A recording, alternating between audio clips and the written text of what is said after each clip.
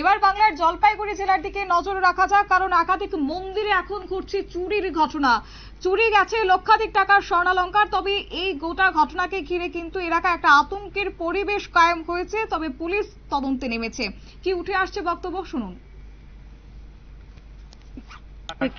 আমি সকালবেলায় এসে দেখলাম যে তালা খোলা, তো মন্দির খুলে দেখলাম যে মায়ের অলঙ্কারাদি নেই।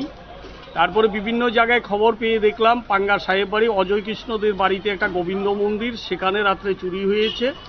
সেখানে সবকিছু অলঙ্কারপাতি নিয়ে গেছে। রথখোলা অপাঘোষ নামে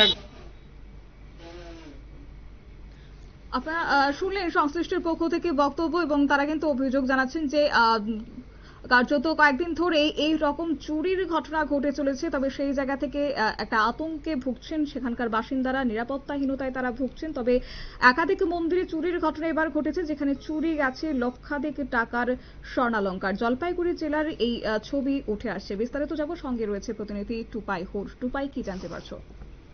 দেখো, এটা লাগাতার বেশ, যেটা জলপাইগুড়ি শহর এবং শহরতলি যেটাকে বলা হয়, সেখানে বিগত দুর্গাপুজোর থেকেই বারবার দেখা যাচ্ছে বিভিন্ন যে ধর্মীয় স্থানগুলো রয়েছে, মন্দিরগুলো রয়েছে, কালী মন্দির, কোথাও রাধাকৃষ্ণের মন্দির, সেখানে কিন্তু দুষ্কৃতীদের হানা চলছে।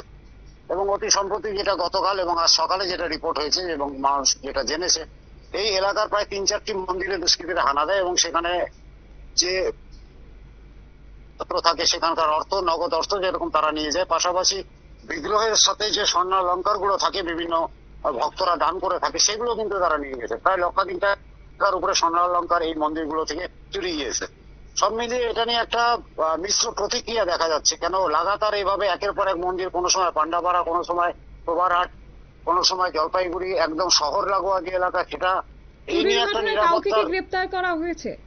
মানে এখন অব্দিও গ্রেপ্তারের কোনো খবর পাওয়া যায়নি। পুলিশ তদন্ত করে দেখছে, বিভিন্ন এলাকার যে মন্দিরগুলো আছে সেখানকার সিসিটিভি ফুটেজ খতিয়ে দেখছে পুলিশ।